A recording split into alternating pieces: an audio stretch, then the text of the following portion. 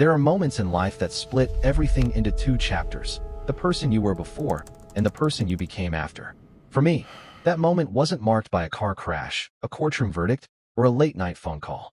It happened on an ordinary Tuesday morning inside a conference room I'd walked into hundreds of times before. The coffee was still warm in my hand. The same framed company values hung on the wall. The same people smiled politely as I took my seat. Nothing looked different. Yet within the next 10 minutes, 23 years of loyalty would be reduced to a single envelope slid across a polished table. My access had already been revoked before anyone spoke. My email had disappeared. My security badge no longer worked. The career I had spent more than 2 decades building was over before I even understood why. As I gathered the few belongings left in my office and made the longest walk of my professional life toward the parking lot, I looked through the glass doors one last time. Sitting at my desk was a young man named Malcolm. 6 months earlier, management had introduced him as someone with enormous potential, someone who simply needed guidance from an experienced employee. They told me I was the perfect mentor because I knew every system, every client, every shortcut that couldn't be found in a training manual. I believed every word they said. I welcomed Malcolm with genuine excitement, shared everything I knew, answered every question he asked, and treated his success as though it were my own. What I didn't know was that every lesson I taught him was preparing him to take the job they had already decided I would lose. By the time I realized the truth, it was too late. The company had everything it needed from me, and I was no longer part of its future. If you've ever believed that hard work and loyalty were enough to protect your career, this story may change the way you look at the workplace forever. Because what happened to me wasn't the result of one bad manager or one unfortunate decision. It revealed a pattern that stretched far beyond a single office and raised questions thousands of workers across America have asked after suddenly finding themselves unemployed without warning. Before we go any deeper, let us know in the comments where you're watching from. We'd love to hear from you. And don't forget to hit that subscribe button so you never miss any of our upcoming videos. My name is Marcus Ellison. I was 48 years old when everything changed. I lived just outside Charlotte, North Carolina, with my wife, Denise, and our youngest daughter, who was finishing her second year of college. Our oldest son had recently started his own family, making me a proud grandfather. Like many people my age, I wasn't chasing promotions anymore. I wasn't trying to become a vice president or earn a corner office. I simply wanted stability. I wanted to finish my career with the same company that had watched me grow from an ambitious young technician into one of the most experienced operations supervisors in the organization. I believed loyalty still mattered. I believed experience still counted. Most of all, I believed the relationships I'd built over 23 years meant something. Looking back now, I realize I wasn't the only person who believed those things. Many of my coworkers did too. Some of them would soon learn the same painful lesson I did, though none of us could see it coming at the time.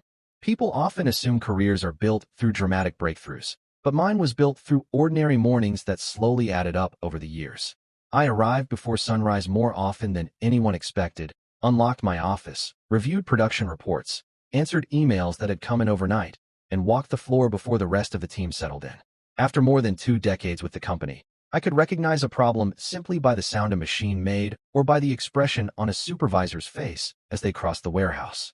Experience has a way of teaching lessons no manual ever could, and I took pride in passing those lessons on whenever someone asked for help. My name carried weight because I had earned trust one decision at a time. When customers called with difficult questions, managers usually transferred them to me. When a shipment fell behind schedule or a vendor made an expensive mistake, I was the one expected to calm everyone down and find a solution. I never complained because I believed that was what leadership looked like. The promotions came steadily over the years, but what mattered more was the respect. Coworkers sought my opinion before making important decisions, and younger employees often told me they hoped to build a career like mine. Hearing that made the long hours feel worthwhile. I had survived economic downturns, company reorganizations, and leadership changes that sent other people searching for new jobs. Every time the organization shifted direction, I adapted. Every time another department struggled, I volunteered to help. My wife, Denise, used to joke that I knew the building better than I knew my own neighborhood, and she wasn't far from the truth. I had spent so much of my life inside those walls that they felt like a second home. That confidence followed me into the annual leadership meeting held every spring.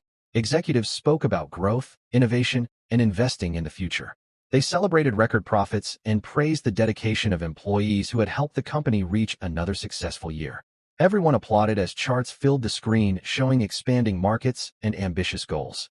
Then the vice president smiled and announced that several new professionals would soon be joining the operations division as part of a talent development initiative. According to management, the company wanted experienced employees to mentor the next generation before retirement created knowledge gaps across the organization. It sounded reasonable. In fact, it sounded responsible. Many of us nodded in agreement because we had all seen valuable knowledge disappear when longtime employees left without passing along what they knew. A week later, my manager stopped by my office with the same friendly smile he had worn for years. He said he had someone he wanted me to meet. His name was Malcolm Brooks, a recent college graduate with strong recommendations and an impressive work ethic. The company believed Malcolm had leadership potential, but they wanted him to learn from someone who understood every part of the operation. My manager looked me in the eye and said there wasn't a better mentor in the building. I won't pretend those words didn't make me proud. After 23 years of dedication, hearing that kind of recognition felt like confirmation that all the sacrifices had meant something. When Malcolm walked into my office for the first time, he carried himself with quiet confidence rather than arrogance. He listened more than he talked, carried a notebook everywhere he went, and asked thoughtful questions instead of trying to impress people with what he already knew. He reminded me of myself many years earlier, eager to prove he belonged, but smart enough to understand he still had plenty to learn. During our first week together, I introduced him to department supervisors, explained how our scheduling system worked, and showed him why relationships mattered just as much as technical knowledge. Every process had a reason behind it, and I wanted him to understand those reasons instead of simply memorizing steps. He absorbed information quickly, sometimes surprising me by remembering details from conversations we'd had several days earlier. At lunch, we talked about family, football, and the dreams he had for his future. He told me he hoped to build a career that would make his parents proud, and I believed every word. There wasn't a single moment during those early weeks that made me question his intentions. If anything, I admired his willingness to learn. Looking back now, I often ask myself whether there was something I should have noticed, some small detail that could have warned me. But memory has a way of becoming clearer after the truth is already known. At the time, everything felt exactly the way it was supposed to. Or at least, that's what I believed. The routine we settled into over the following months became so consistent that I stopped thinking about it altogether. Every morning, Malcolm would arrive with a notebook already open, ready to ask questions about whatever assignment we had planned for the day. We walked through inventory reports, supplier contracts, scheduling software, quality control procedures, and customer accounts that had taken years to build. I introduced him to vendors who had trusted me for decades, explaining the history behind each relationship and the small details that helped avoid costly misunderstandings. I even showed him the shortcuts I had developed through experience, the little things that never appeared in company manuals but often made the difference between solving a problem in 10 minutes and spending an entire day cleaning up a mistake. Watching him improve gave me genuine satisfaction. There is something rewarding about seeing someone else gain confidence because of lessons you've shared, and I believed I was helping shape the future of the department. Every time he mastered another responsibility, I felt as though I had accomplished something worthwhile. If someone had told me then that each lesson was quietly making me easier to replace, I would have laughed at the idea. Outside the office, life remained comfortably ordinary. Denise and I had started talking about taking a long vacation once our daughter graduated from college. For years we had postponed trips because work always seemed to demand my attention, but now it finally felt like the right time to think about ourselves. We discussed visiting family in Georgia, driving along the South Carolina coast, and maybe even taking the cross-country road trip we had talked about since we were newly married. Financially, we weren't wealthy, but we were stable. The mortgage was almost paid off, our retirement accounts looked healthy, and after more than 20 years with the same employer, I believed my position was as secure as anyone's could be. Friends often asked why I had never accepted offers from competitors offering slightly higher salaries. My answer was always the same. I valued loyalty. I believed companies rewarded employees who stayed committed through good years and difficult ones. I wasn't interested in chasing every opportunity that promised a bigger paycheck because I thought trust was worth more than money. It never crossed my mind that the company viewed loyalty very differently. Then, little things began happening that didn't seem important on their own. My manager started asking me to document procedures I had already explained countless times over the years. He wanted written instructions for tasks I had performed successfully without supervision since the early 2000s. At first, I assumed the company was simply improving its training materials. Large organizations updated policies all the time, and this seemed no different. A week later, he asked me to create detailed step-by-step guides for handling our largest customer accounts. Then came another request to record video tutorials explaining software systems that only a handful of employees fully understood. Every request sounded reasonable by itself, and each one came with compliments about my experience and attention to detail. Looking back, I realized the praise made it easier to ignore the questions forming in the back of my mind. Why had these projects suddenly become so urgent after all these years?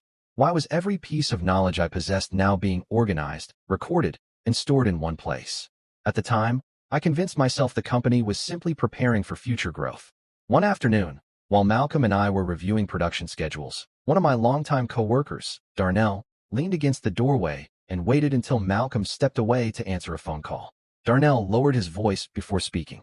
"Marcus," he said quietly, "have you noticed how many questions management has been asking about your responsibilities lately?"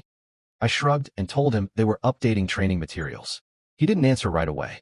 Instead, he folded his arms and looked across the office toward the conference room where several executives had gathered earlier that morning. Finally, he spoke again. "Maybe that's all it is," he said. "I just hope you're right." Before I could ask what he meant, someone called his name from down the hallway, and he walked away without another word. The conversation lasted less than a minute, but it stayed with me longer than I expected. That evening, I mentioned it to Denise over dinner. She listened carefully before reminding me that people often create rumors whenever companies hire new employees. Her explanation made sense, and I chose to believe it because it was far less troubling than the alternative. Within days, another email from management would arrive in my inbox, and for the first time in 23 years, it would force me to wonder whether Darnell had seen something I had completely missed. The email arrived just after 8 o'clock on a Thursday morning. At first glance, it looked no different from dozens of other messages that landed in my inbox every week. The subject line read, "Operational Knowledge Transfer Initiative," followed by a request from senior leadership asking department heads to complete a comprehensive review of their responsibilities.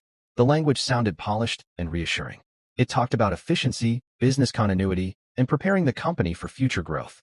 Every manager was instructed to identify essential tasks, create written procedures, and make sure at least one additional employee could perform every critical function. On paper, it was difficult to argue with any of it. Companies should have backup plans. Employees take vacations, retire, or move on to other opportunities. Cross-training had always been part of our culture. Still, something about the timing stayed in the back of my mind. For more than 20 years, no one had ever asked me to explain every detail of my work in such exhaustive detail. Now they wanted everything at once. Every password request went through IT. Every customer relationship had to be documented. Every scheduling formula had to be explained, and every decision-making process needed to be written as though someone with no experience could pick up exactly where I left off. I completed every assignment without complaint because that's what I had always done. If the company needed something from me, I delivered it. Around the same time, I noticed that Malcolm's role was changing. He wasn't just observing meetings anymore. My manager began asking him to lead portions of discussions while I sat quietly taking notes. During vendor conference calls, Malcolm answered questions that had traditionally come to me first. More than once, I started responding to a customer's concern only to have my manager gently interrupt and ask Malcolm what he thought before allowing me to finish. I told myself they were helping him gain confidence, but I couldn't ignore the uncomfortable feeling growing inside me.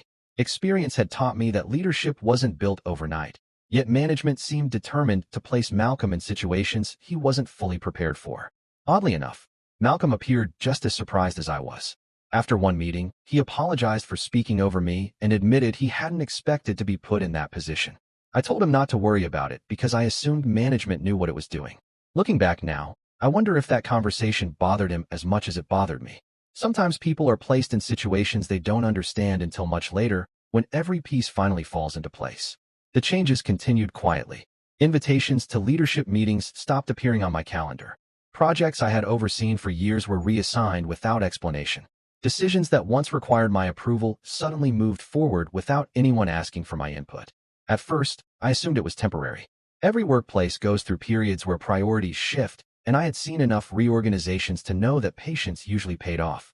Then I walked into the break room one afternoon and found two supervisors talking in hushed voices. They stopped speaking the moment they noticed me. One smiled awkwardly and changed the subject while the other left almost immediately with his coffee untouched. It was a small moment, one that could easily have meant nothing, but once your instincts begin asking questions, ordinary events start looking different. I tried to shake it off, reminding myself that speculation solves nothing. Even so, the atmosphere felt different. People who normally stop by my office to chat now seemed unusually busy. Conversations ended when I approached. Smiles felt forced. Nobody said anything directly, yet it seemed as though everyone knew something I didn't. A week later, my manager invited me to lunch.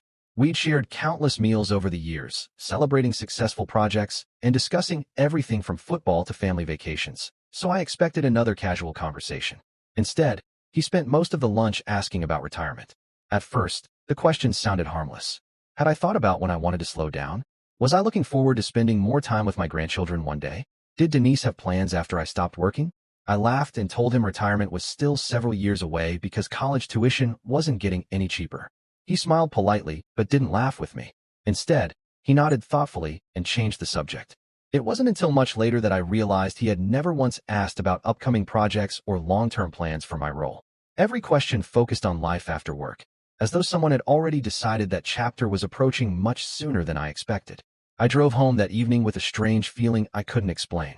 Denise noticed I was unusually quiet during dinner, but I assured her everything was fine. I wanted to believe that myself. Deep down, however, a question refused to leave my mind. If the company was investing so heavily in my experience, why did it suddenly feel like they were preparing for a future that didn't include me? Within 48 hours, another meeting would appear on my calendar, and unlike every meeting before it, this one included someone from human resources. That was the moment I could no longer convince myself everything was normal. The meeting invitation appeared on my calendar late Friday afternoon, just as most people were getting ready to head home for the weekend. It was scheduled for Monday morning at 8:30, 30 minutes before the rest of the leadership team usually arrived. The subject line was painfully ordinary: business update. There was no agenda attached, no explanation, and no indication that anything unusual was about to happen. The only detail that caught my attention was the list of attendees. My manager would be there, along with someone from human resources I barely knew. I stared at the screen for a few seconds before closing my laptop. Over the years, I'd attended dozens of meetings with HR. They were usually related to hiring, promotions, policy updates, or annual reviews. There was no reason to assume this one would be any different. Even so, I spent the weekend thinking about it more than I wanted to admit. Denise noticed it immediately. On Saturday morning, while we were having breakfast, she asked why I kept checking my work email. I smiled and told her I was probably overthinking an ordinary meeting. She reached across the table, squeezed my hand, and reminded me that after 23 years, I'd earned the benefit of the doubt. I wanted to believe she was right. Monday arrived faster than I expected. I pulled into the company parking lot before sunrise, just as I had done thousands of times before. The building looked exactly the same, but something felt different the moment I stepped through the front entrance. The security scanner flashed red when I held my badge against it. I frowned, tried again, and received the same result. A security guard I had known for years walked over with an uncomfortable expression and used his own access card to let me inside. He apologized and said the system had been acting strangely all morning. His explanations sounded reasonable, but the look on his face suggested he wasn't telling me everything. As I thanked him and walked toward my office, I noticed Malcolm already sitting at his desk reviewing reports I hadn't assigned him. He looked up, smiled, and wished me good morning with the same warmth he always had. If he knew anything unusual was about to happen, he hid it well. We exchanged a few words about the day's schedule before my manager appeared in the hallway and asked if I was ready for our meeting. His voice was calm, almost rehearsed, and for the first time since we'd worked together, he wouldn't look me directly in the eye. The conference room was unusually quiet. A folder rested neatly in front of the empty chair where I usually sat. My manager sat across from me, while the HR representative offered a polite smile that never quite reached her eyes. After a few moments of uncomfortable silence, my manager cleared his throat and thanked me for my years of service. The sentence caught me off guard because people don't usually begin routine meetings by talking about decades of service. Before I had time to respond, the HR representative gently slid the folder across the table. She explained that the company had made a strategic business decision to eliminate my position as part of an organizational restructuring designed to improve operational efficiency. The words sounded polished, carefully chosen, and strangely detached from the reality I was experiencing.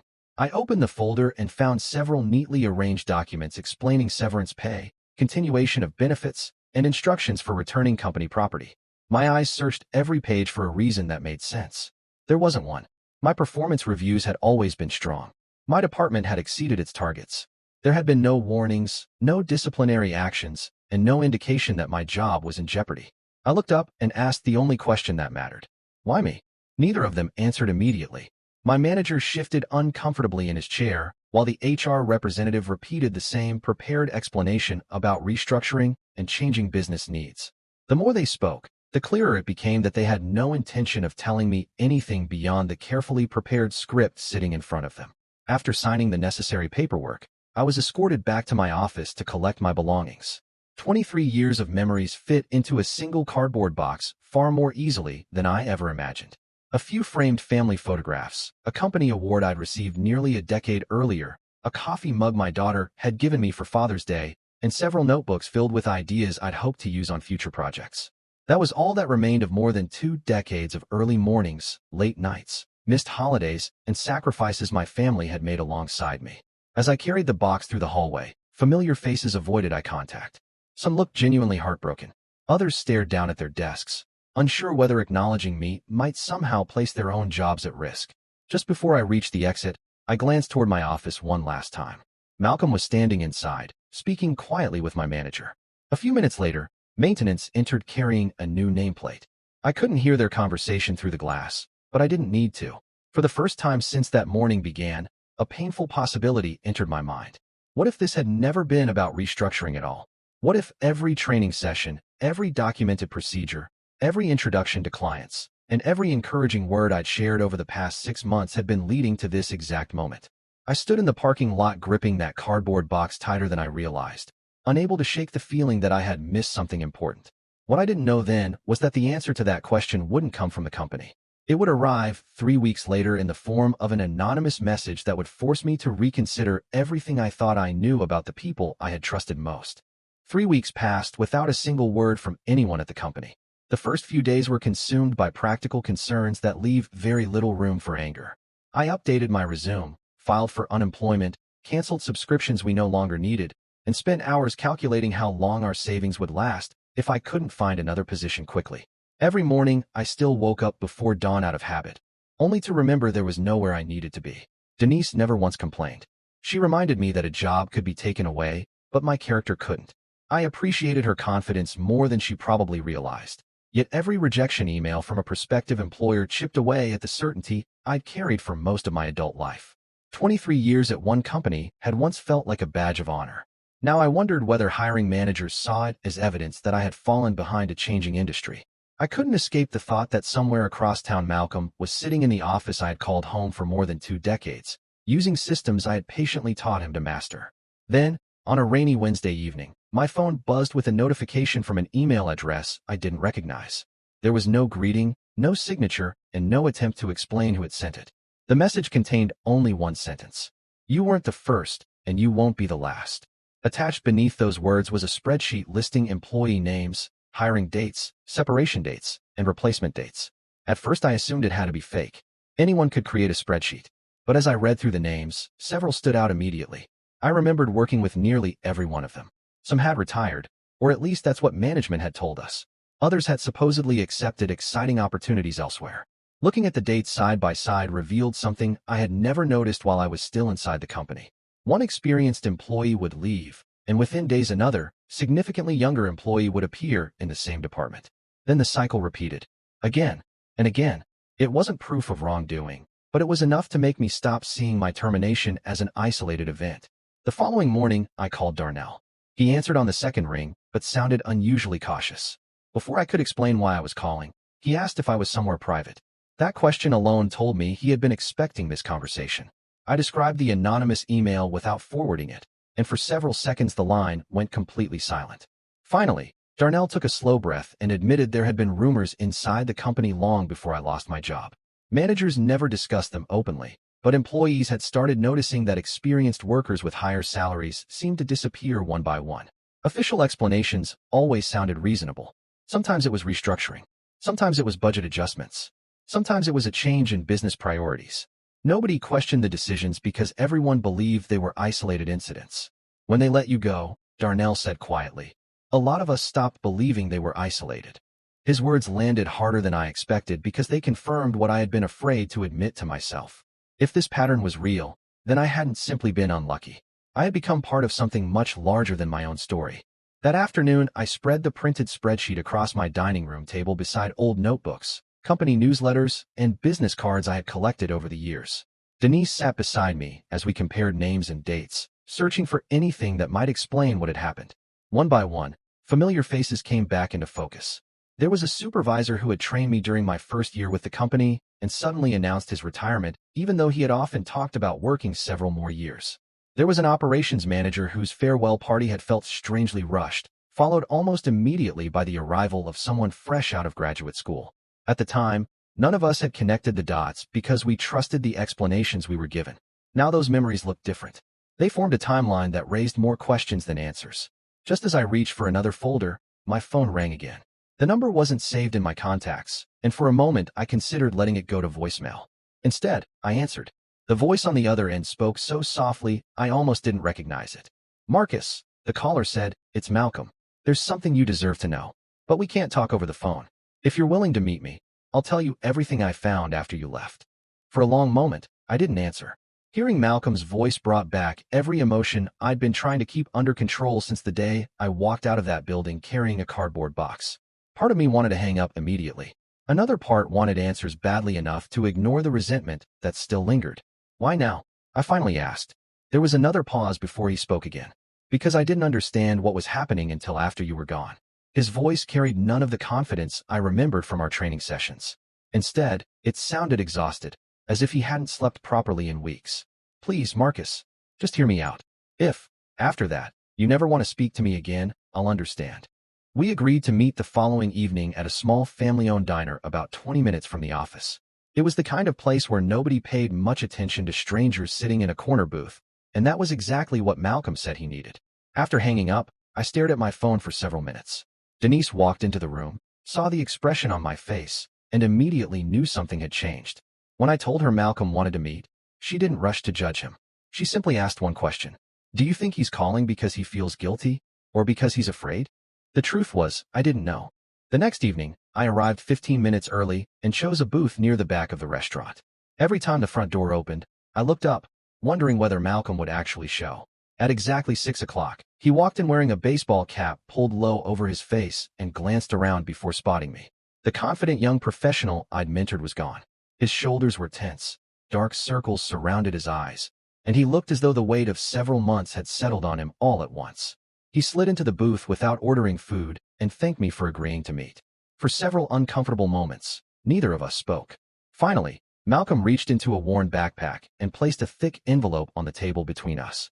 "I copied these before they could disappear," he said quietly. I looked at the envelope but didn't touch it. "What is it?" I asked. Malcolm leaned forward and lowered his voice. "After you left, they gave me your office permanently. A few days later, they started asking me to do exactly what you asked me to do while I was training with you. They wanted every process documented again, every client relationship mapped out, every responsibility written step by step. At first I thought they were improving the department. Then they hired another new employee." He stopped speaking and looked down at his hands. "Marcus, they told me I was going to mentor him." I felt a chill run through me. "What did they tell you about me?" Malcolm swallowed hard before answering. "They said you had accepted an early retirement package because you wanted more time with your family. They congratulated you during a management meeting after you were gone. They made it sound like this had been your decision." I couldn't hide my disbelief. Retirement had never even been discussed with me beyond the casual questions my manager had asked over lunch. Malcolm continued before I could interrupt. "When I heard people whispering that you'd been fired, I didn't believe them. I thought it was just office gossip. Then I found your name on an internal staffing report by accident." He reached into the envelope and removed several printed pages. "Your position wasn't eliminated. The job code stayed active. The salary range changed, and the title was adjusted slightly, but it was the same role. They just reassigned it." I carefully examined the documents. While they weren't enough on their own to prove misconduct, they matched too many of the questions that had been haunting me for weeks.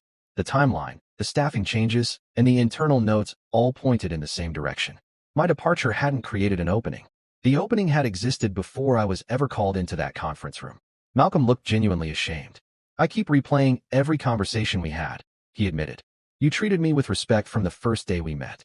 You answered every question, introduced me to people who trusted you, and never once acted like I was competition. If I had known the truth, I never would have accepted the position." I believed he meant every word. The anger I'd carried toward him began to shift. It didn't disappear, but it found a new direction. For weeks I had focused on the person sitting at my desk after I left. Now I found myself thinking about the people who had arranged for both of us to be there in the first place. Malcolm wasn't the one who decided my future. He had simply walked into a system that rewarded silence and discouraged questions. Before we left the diner, he looked me straight in the eye and made a promise I never expected to hear. "If you decide to challenge what happened," he said firmly, "I'll tell the truth about everything I saw." As we walked out into the parking lot, I realized this story was no longer about losing a job. It had become a search for answers, and for the first time since my termination, I wasn't searching alone. The drive home felt different from every other drive I'd taken since losing my job. For the first time, I wasn't replaying the meeting with human resources or wondering whether I could have done something differently. Instead, I kept thinking about the envelope sitting on the passenger seat beside me. It wasn't filled with dramatic confessions or documents that instantly proved anyone had broken the law. What it contained was something far more valuable. It showed a pattern, and patterns have a way of telling stories that individual events never can. When I walked through the front door, Denise was waiting at the kitchen table. She didn't ask how the meeting had gone. She simply looked at my face and knew something important had happened. I handed her the envelope, and together we spread every page across the table. We examined staffing reports, organizational charts, and internal emails Malcolm had managed to copy before they disappeared from the company's shared folders. The more we read, the clearer the timeline became. My position had never truly vanished. It had simply been renamed, assigned a lower salary range, and filled by someone with far less experience. That single decision saved the company tens of thousands of dollars each year. Looking at the numbers on paper made the situation feel less personal and somehow even more painful. 23 years of dedication had been reduced to a line item on someone's budget spreadsheet. Over the next several days, I resisted the urge to act on emotion. Part of me wanted to march back into the company and demand answers from every executive whose name appeared on those documents. But anger rarely produces good decisions, and I had learned long ago that the strongest position is built on facts rather than frustration. Instead, I began reaching out to former coworkers whose names appeared on the anonymous spreadsheet. Some never responded. Others politely declined to talk. A few agreed to meet, provided we stayed away from the office and didn't discuss anything over company email or text messages. One by one, their stories began to sound painfully familiar. An operations supervisor in his early 50s described being asked to train a younger employee who was supposedly joining a different department. Another longtime employee explained that he had received glowing performance reviews for years until suddenly being criticized for issues nobody had mentioned before. Each story contained different details, different managers, and different circumstances. Yet they all followed the same sequence. New hire, knowledge transfer, unexpected criticism or restructuring, sudden departure, replacement, standing alone. None of those experiences proved misconduct. Together, they formed a picture that was becoming impossible to ignore. One afternoon, while reviewing old company newsletters online, I noticed something that hadn't caught my attention before. Every year, the organization proudly celebrated employees who reached milestones of 10, 15, or 20 years of service. Their photographs filled the pages alongside quotes about dedication and commitment. Then, over the following year or two, many of those same faces quietly disappeared from later editions without explanation. I printed every newsletter I could find and placed them in chronological order across my dining room floor. Denise walked around them slowly, occasionally stopping to recognize someone whose retirement party we had attended years earlier. "Do you remember what they said about him?" she asked, pointing to one photograph. I nodded immediately. They had praised his decades of service and wished him well in retirement. Yet according to the anonymous spreadsheet, another employee had assumed nearly identical responsibilities less than a month later. The coincidence might have meant nothing, or it might have been another piece of a much larger puzzle.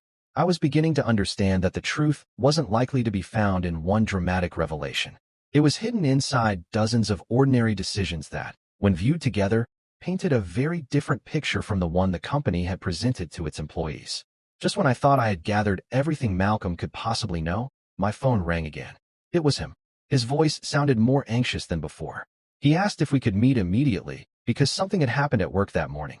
We met in the same diner, but this time he didn't bother ordering coffee. He placed his phone on the table and slid it toward me. On the screen was a photograph of an email displayed on his computer monitor. The message had been sent only an hour earlier from senior management. It instructed department leaders to accelerate documentation of critical job functions for several experienced employees before the end of the quarter. Attached to the email was a list of names. As I scanned the document, I recognized nearly every person on it. They were employees with 15, 20, and even 30 years of service. Some had trained me when I was just starting my career. Others were only a few years away from retirement. Malcolm looked at me and quietly said the words that have stayed with me ever since. Marcus, I don't think your story is over. I think it's about to happen to someone else. I couldn't stop staring at the names on Malcolm's phone. They weren't strangers. They were people who had built the company alongside me. Men and women who had postponed vacations to finish major projects, stayed late when deadlines slipped, and trained countless new employees without ever asking for recognition. I knew their families. I had attended retirement parties for some of their parents, celebrated promotions with them, and watched their children grow up through the photographs that decorated their desks. Now their names appeared together on a document they had never seen, accompanied by a deadline they knew nothing about. I looked up at Malcolm, hoping he would tell me I was reading too much into it. Instead, he quietly admitted that managers had been instructed to begin collecting updated process manuals before the end of the month. The explanation sounded familiar because I had lived through it myself. Cross-training, business continuity, preparing for the future. The wording never changed. Only the names did. What are you going to do? I asked. Malcolm didn't answer immediately. He rubbed his hands together, glanced around the diner, and lowered his voice even further. I've already started asking questions, he admitted. Too many questions. He explained that after our first meeting, he had begun paying closer attention to conversations that previously meant nothing to him. Executives who once welcomed him into meetings suddenly stopped inviting him. His manager had become noticeably guarded whenever he entered the office. A project he had been promised was quietly reassigned without explanation. Then, earlier that morning, someone from information technology had unexpectedly requested access to files Malcolm had been maintaining. The same files they asked you to organize, he said. I think they're starting the whole process again. Hearing those words sent an uneasy silence between us. If Malcolm was right, then the company wasn't simply replacing experienced employees. It had developed a routine so polished that each step looked ordinary on its own. Only when viewed together did the pattern become impossible to ignore. That night, I barely slept. I kept thinking about the people whose names appeared on that list. Should I warn them? If I did, what would I actually say? I had suspicions, conversations, and documents that raised serious questions, but I didn't have proof that any individual employee was about to lose a job. Making accusations without evidence could damage reputations and undermine whatever credibility I still had. By sunrise, I had made a decision. Instead of confronting the company directly, I would speak privately with one person whose name appeared on the list. If my concerns were unfounded, I would quietly walk away. If they weren't, perhaps there was still time for someone else to avoid the mistake I had made. Later that afternoon, I met with Calvin, a maintenance supervisor who had worked at the company for nearly 27 years. We sat in a quiet public park where nobody from work was likely to overhear us. At first he laughed when I told him management had asked me to document every part of my job before I was terminated. Then his smile slowly disappeared. Without saying a word, he reached into his backpack and pulled out a thick binder. They asked me to finish this by Friday, he said. Every repair procedure I've learned since 1998. I didn't need to ask another question. We both understood why we were sitting there. Calvin admitted that a young technician had recently been assigned to shadow him throughout the week. Management described it as leadership development, almost the exact phrase that had been used when Malcolm entered my department months earlier. Calvin genuinely liked the young man and had been doing everything he could to help him succeed. He's a good kid, Calvin said. Works hard. Reminds me of myself. Those words struck me because they were nearly identical to what I had once said about Malcolm. The company wasn't asking experienced employees to train people they disliked. It paired them with eager, respectful newcomers who made the process feel natural. That made it much easier to overlook the questions no one wanted to ask. Before we left the park, I told Calvin only what I could honestly support. I explained what had happened to me, showed him the staffing timeline, and encouraged him to keep copies of everything he created. I didn't tell him to stop training his new coworker because I couldn't know his situation with certainty. I simply urged him to protect himself while paying close attention to any sudden changes in his responsibilities. As we shook hands, Calvin looked back toward his truck and quietly said, I hope we're both wrong. So did I. But deep down, I was beginning to fear that we weren't. Over the next several days, Calvin and I stayed in touch without attracting attention. We didn't exchange long phone calls or emails that could easily be forwarded. Instead, we'd meet for coffee before sunrise or talk for a few minutes in the parking lot of a grocery store halfway between our homes. The more we compared notes, the more familiar the pattern became. His manager had recently started asking questions that sounded almost identical to the ones I'd heard months earlier. Could another employee perform every maintenance procedure without assistance? Were repair logs being updated thoroughly enough? Could Calvin create a complete troubleshooting guide for every major piece of equipment before the next quarterly audit? None of those requests sounded unreasonable by themselves. In fact, they reflected the kind of preparation any responsible company might expect. But after everything I'd experienced, I could no longer look at those requests in isolation. They resembled puzzle pieces that only made sense once the entire picture came into view. Calvin admitted that he had begun making copies of every performance review, every email praising his work, and every document he was asked to prepare. "Maybe I'll never need any of it," he said. "But after what happened to you, I don't want to be caught off guard." I understood exactly what he meant. Once you've lived through the shock of believing your career is secure only to discover decisions were made long before you entered the room, you start viewing ordinary conversations through a very different lens. Meanwhile, Malcolm's situation inside the company continued to change. The enthusiasm management had shown during his first months seemed to disappear almost overnight. Supervisors who had once complimented his initiative now questioned minor decisions that would have gone unnoticed before. He told me about a leadership meeting where executives discussed reducing operating costs while repeatedly emphasizing the need for greater workforce flexibility. The phrase sounded harmless, but Malcolm noticed something that stayed with him. Every time the discussion turned toward budgets, the conversation eventually shifted toward employees with the highest salaries or the longest tenure. Nobody openly suggested replacing anyone. Numbers are important in business, but every number eventually represents a person. One evening, while reviewing old files on my home computer, I came across a photograph taken nearly 15 years earlier during a company anniversary celebration. More than 40 employees stood together in front of the headquarters building, smiling proudly for the camera. I enlarged the image and slowly recognized familiar faces. Some had retired exactly when they planned. Others had accepted promotions elsewhere. But several had disappeared under circumstances that suddenly seemed less straightforward than I'd once believed. Denise joined me at the desk, and together we wrote down every name we could identify. We weren't trying to build a conspiracy. We were trying to answer a simple question.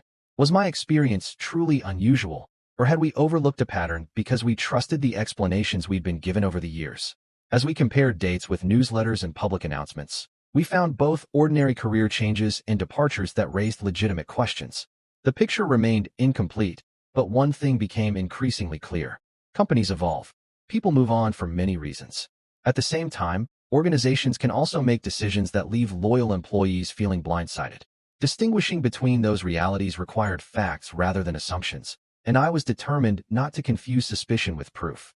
A week later, Malcolm called again, but this time there was no hesitation in his voice. He said the company had announced another internal reorganization, and Calvin's department would be one of the first affected. According to the official announcement, the changes were intended to improve efficiency and modernize operations. Malcolm had heard similar language before, and so had I. The difference now was that we understood how those announcements could affect the people whose names never appeared in the press releases. I drove to meet Calvin that same afternoon. Before I even stepped out of my truck, I saw the expression on his face. He didn't have to say a word. He simply held up another meeting invitation on his phone. Monday morning, 8:30, human resources included.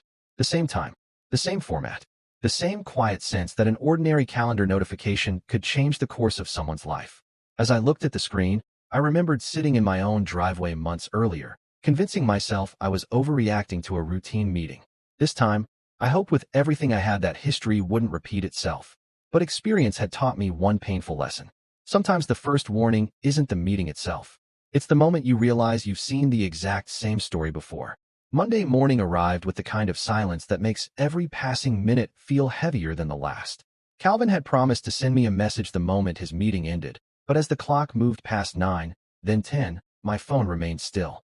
I tried to keep myself occupied by applying for jobs and answering emails from recruiters, yet my attention never stayed on the screen for long.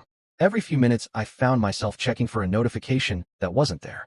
Shortly after 11, my phone finally vibrated. It wasn't a text. It was a single photograph. Calvin had taken a picture of a cardboard box sitting on the passenger seat of his truck. There was no caption. There didn't need to be. I closed my eyes for a moment because I already knew exactly what had happened. 2 hours later, he called from a nearby park. His voice was steady, but I could hear the disappointment beneath every sentence. The explanation he received sounded almost identical to mine. Organizational restructuring. Changing business priorities. Position eliminated. Years of excellent performance acknowledged with polite words that changed absolutely nothing.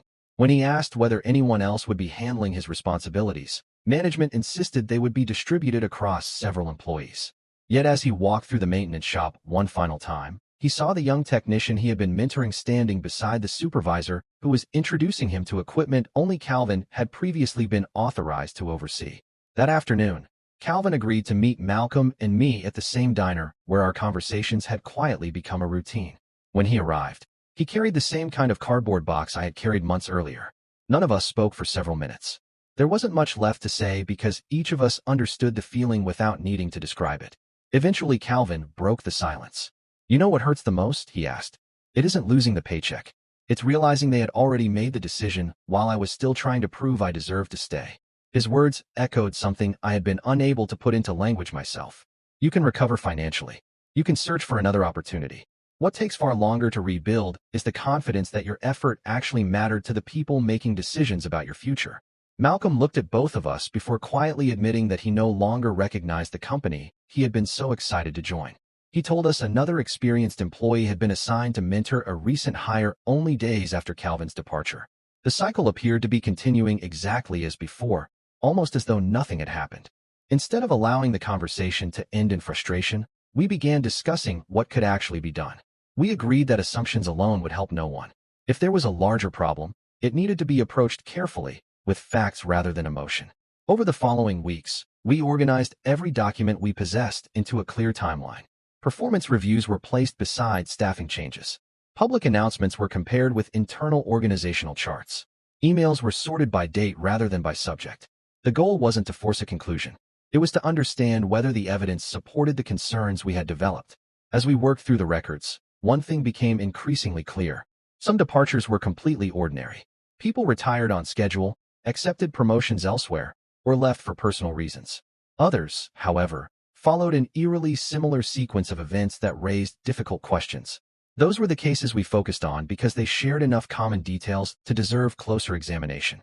The process took patience, and more than once we discovered that something we initially viewed as suspicious had a perfectly reasonable explanation. That mattered. We weren't interested in building a story around assumptions. We wanted to separate coincidence from pattern. Late one Friday evening, just as I was preparing to shut down my computer, another message arrived from the same anonymous email address that had first contacted me weeks earlier. This time there was no spreadsheet attached. Instead, there was a single scan page that appeared to be part of an internal presentation. Most of the text had been blacked out, but one heading remained visible: knowledge retention and workforce transition strategy. Beneath it was a sentence that had escaped the redactions. Critical operational knowledge should be transferred before personnel changes are implemented. By itself, the page proved very little. Companies routinely plan for continuity when employees leave. But combined with everything we had experienced, it raised another question that refused to go away.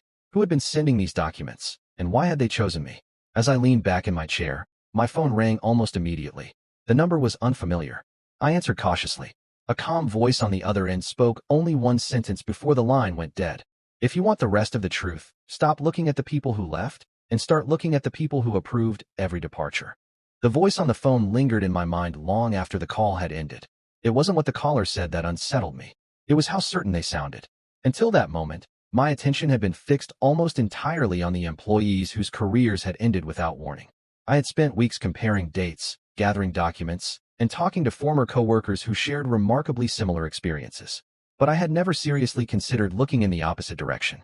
Every termination required signatures. Every restructuring proposal passed through multiple levels of management. Every staffing decision had to be approved by someone whose name rarely appeared in company newsletters or farewell speeches.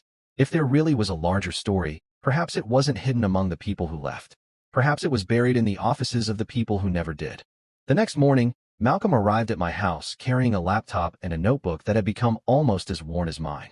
We cleared the dining room table once again and began organizing everything we had collected over the past several weeks. Instead of arranging documents by employee, we sorted them by manager and department. At first, the pages looked like nothing more than scattered records from different periods in the company's history.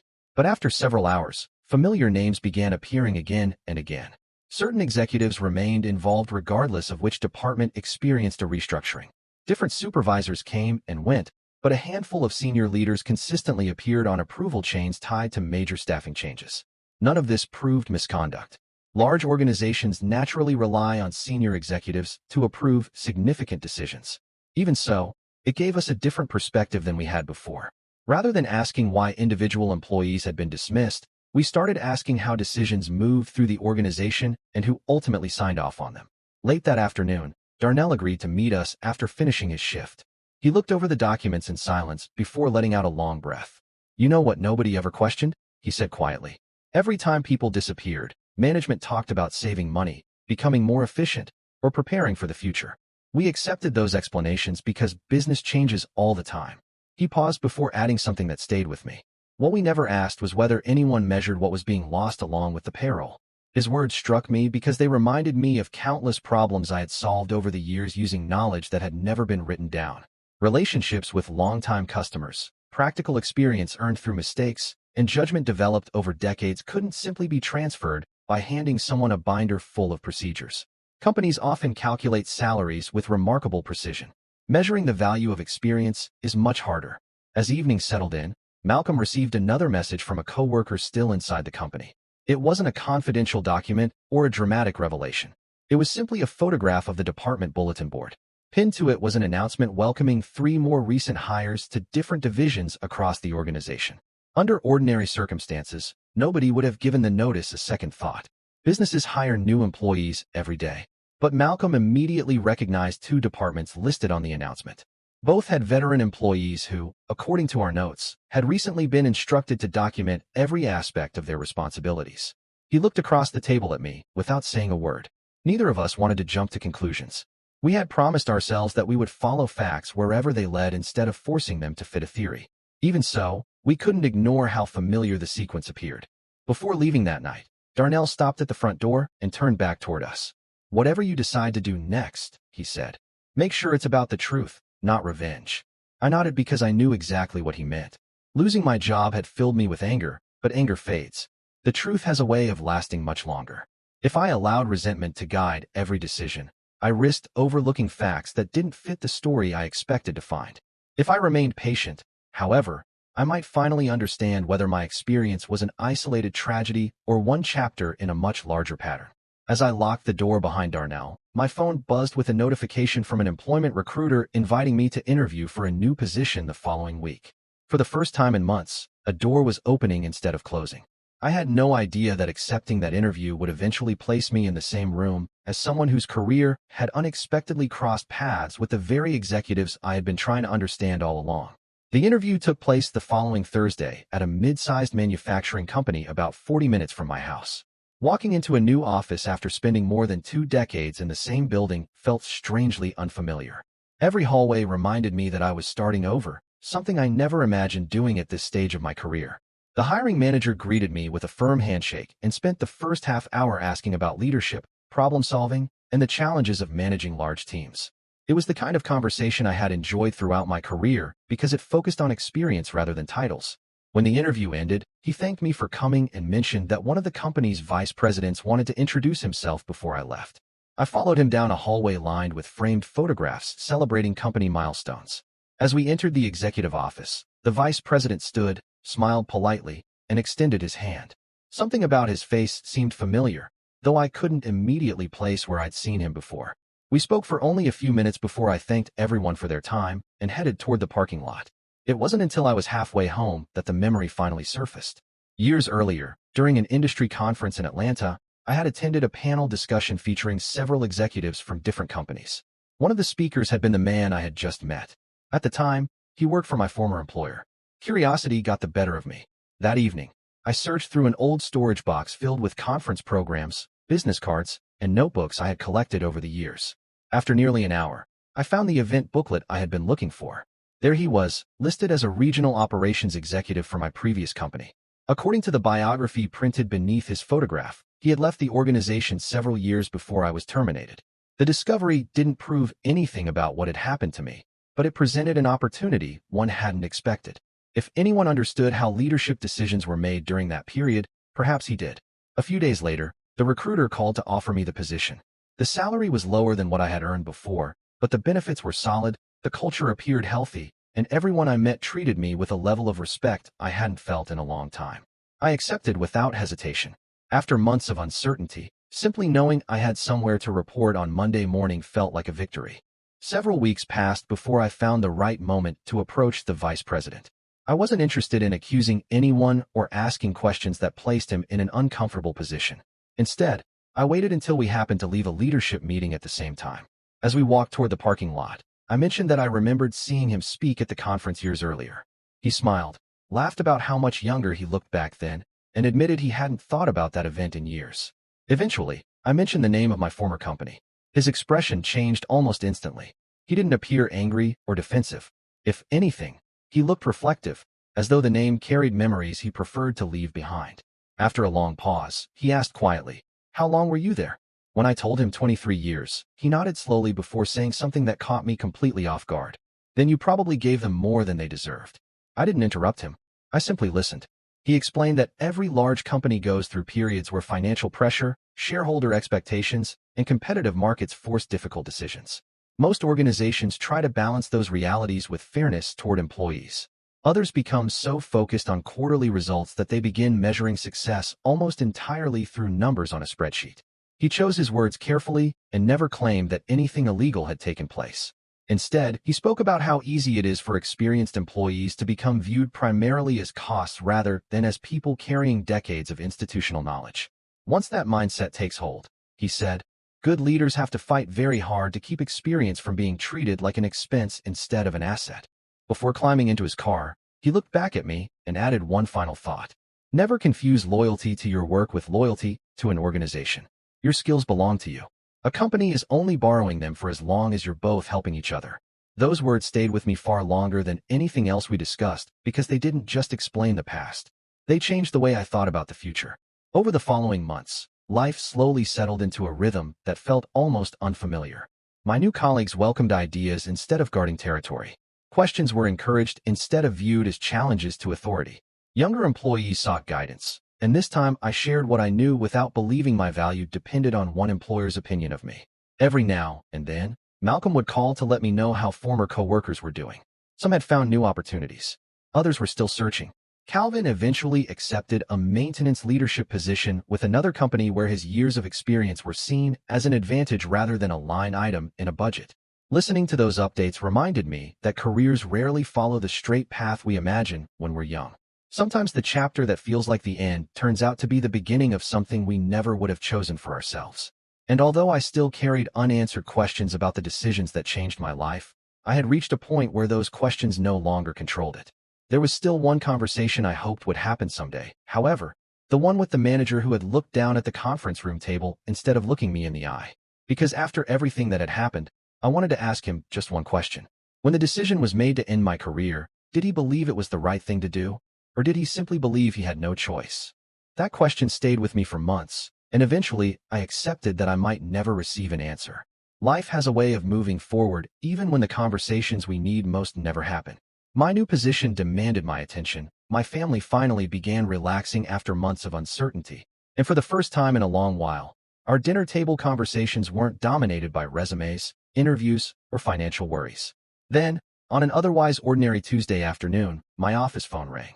The receptionist said there was someone asking for me by name, but he refused to explain why he was calling. I picked up the line expecting a salesperson or a recruiter. Instead, I heard a voice I hadn't spoken to since the day I carried that cardboard box out of my former office. It was my old manager. For several seconds, neither of us spoke. The silence wasn't uncomfortable. It was the silence of two people who understood that no casual greeting could erase everything that had happened between them. Finally, he cleared his throat and quietly said, "Marcus, I owe you an apology." I leaned back in my chair without responding. An apology was something I had imagined hearing countless times, but now that the moment had arrived, I wasn't sure what I wanted from it. He continued before I had the chance to interrupt. "I know you probably don't want to hear from me, and I don't blame you, but there are things I should have said a long time ago." His voice sounded older than I remembered, weighed down by something that hadn't been there before. He explained that he had recently resigned from the company after more than 18 years in management. According to him, the decision wasn't sudden. It had been building for years as he watched the culture gradually change. Early in his career, leaders debated staffing decisions for weeks, looking at performance, experience, and long-term consequences. Over time, those discussions became shorter. Financial targets became more aggressive. Departments were expected to reduce costs while maintaining the same results, and managers who questioned those expectations often found themselves answering difficult questions about their own performance. He stopped short of blaming anyone else for what had happened to me. Instead, he accepted responsibility for the role he played. I signed paperwork that affected people's lives, he admitted. I told myself I was protecting my own team by staying in my position. Looking back, I'm not sure I protected anyone. His honesty caught me off guard because it wasn't the carefully rehearsed language I had heard in the conference room months earlier. There were no corporate phrases about restructuring or changing business needs. Just a man acknowledging decisions he wished he could undo.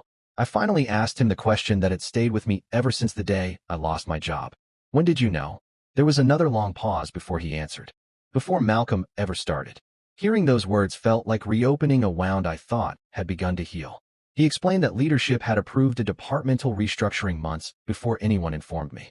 Managers were instructed to ensure operational knowledge was fully documented so customer service wouldn't suffer during staffing changes. He admitted he had convinced himself the transition would be easier if I believed I was mentoring someone for the future instead of preparing someone to take over my responsibilities. I told myself I was sparing you months of worry, he said quietly. The truth is, I was sparing myself months of uncomfortable conversations. I closed my eyes as those words settled in. They didn't erase the pain, but they answered a question I had carried for far too long. Before ending the call, he said there was one more thing I deserved to know. After several experienced employees left, the company struggled in ways executives hadn't anticipated. Customer complaints increased because long-standing relationships disappeared overnight. Projects that once ran smoothly began missing deadlines as newer employees learned lessons that experienced staff had already mastered years earlier. Recruiting costs climbed. Training periods became longer. Departments that looked less expensive on paper became far more expensive in practice because mistakes multiplied. None of those problems appeared immediately. They accumulated slowly, quarter after quarter, until leadership could no longer ignore them. The company eventually launched an initiative to rebuild institutional knowledge, investing significant time and money trying to recover expertise that had quietly walked out the front door one employee at a time. Listening to him describe those consequences didn't fill me with satisfaction. I didn't want the company to fail. Many good people still worked there, and they deserved better than the uncertainty that had become part of the culture. What I felt instead was something closer to closure. Decisions made in pursuit of short-term savings often carry costs that don't appear until much later, and by then, repairing the damage is rarely as simple as replacing the people who left. When the call ended, I remained in my office for several minutes looking out the window at employees crossing the parking lot, laughing together as they headed home after another ordinary workday. I thought about Malcolm, Calvin, Darnell, Denise, and every person whose path had crossed mine throughout this chapter of my life. I realized that while the company had taken away a position, it had never taken away the qualities that allowed me to build that career in the first place. Experience, integrity, patience, and the willingness to help others couldn't be packed into a cardboard box or locked behind a disabled employee badge. Those things stayed with me because they had never belonged to the company. They belonged to me. And if there was one lesson this journey had taught me, it was that loyalty should never mean surrendering your sense of worth. A career can end with one meeting, one envelope, or one unexpected phone call. But character isn't decided in a conference room. It's revealed by what you choose to become after you walk back out the door. Looking back now, people sometimes ask me whether I would change anything if I could go back to the day Malcolm first walked into my office. It's an understandable question because hindsight has a way of making every warning sign appear obvious. The truth is far less satisfying. I still would have treated him with respect. I still would have answered his questions. I still would have shared the knowledge that took me decades to earn. None of that was the mistake. The mistake was believing that professionalism alone guaranteed protection. Experience taught me how to solve operational problems, negotiate with difficult clients, and lead people through stressful situations. What it never taught me was that I also needed to protect my own career with the same discipline I used to protect the company's interests. For years, I updated production systems before anyone asked. I created backup plans for equipment failures. I prepared for emergencies that might never happen. Yet I never prepared myself for the possibility that one day I might need to start over. That realization changed the way I approached every opportunity that followed. At my new company, I made a conscious decision to mentor people differently. I still believed in sharing knowledge because strong organizations are built on capable teams, not on individuals guarding information. But I also encouraged younger employees to invest in themselves rather than tying their entire identity to one employer. During one leadership workshop, a new supervisor asked me what the most important lesson from my career had been. Everyone in the room expected me to talk about productivity, communication, or conflict resolution. Instead, I told them something I wish someone had told me 20 years earlier. I said that your reputation travels with you, your skills grow with you, and your character belongs to you alone. A company can give you opportunities, resources, and a paycheck, but it should never become the only place where you believe your value exists. Several people approached me afterward to say they had never thought about their careers that way. Some had spent years assuming that loyalty meant never looking outside the organization, even to understand what their experience might be worth elsewhere. I wasn't encouraging anyone to leave a good job.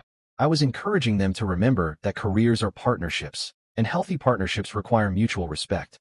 Months later, Malcolm visited my office for the first time. By then he had accepted a position with another company after deciding he could no longer ignore the direction his previous employer had taken.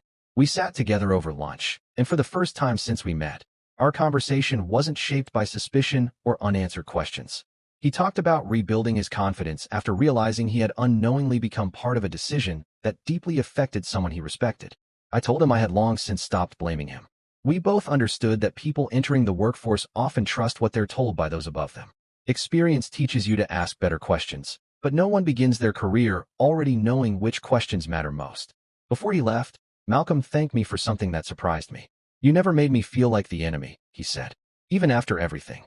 I smiled because holding on to resentment would have kept both of us trapped in a chapter that was already over. Every now and then, I drive past the road leading to my former workplace. I don't turn into the parking lot anymore, and I don't feel the need to prove anything to the people still working there. Enough time has passed for me to understand that closure rarely arrives as one dramatic moment. More often, it appears quietly, almost without notice, when you realize the memories no longer carry the same weight they once did. I still remember the conference room, the envelope, the disabled security badge, and the cardboard box resting on the passenger seat of my truck. Those moments will always be part of my story, but they no longer define it. What defines it now is everything that happened afterward, finding the courage to begin again, discovering that my experience still had value, and learning that setbacks can reveal strengths we never knew we possessed. If you've stayed with me until this point, there's a reason this story matters beyond one workplace or one career. Whether you've spent 5 years with a company or 30, whether you're just beginning your professional life or thinking about retirement, remember this. Never stop learning, never stop growing, and never assume your worth is measured solely by the title printed on your business card. Invest in your skills as faithfully as you invest in your employer. Build relationships that extend beyond one office building. Keep your resume current even when you're happy where you are. Most importantly, don't wait for an unexpected meeting to remind yourself that your greatest asset has never been the company you work for. It's the person you've become through every challenge you've overcome. I'd love to hear your thoughts. Have you ever experienced a workplace decision that changed the course of your life? Or have you watched it happen to someone close to you? Share your story in the comments because someone else reading it may realize they're not facing those challenges alone. And if this story stayed with you, subscribe to StoryMind. There are countless stories about trust, resilience, and life-changing decisions still waiting to be told, and the next one may challenge everything you think you know.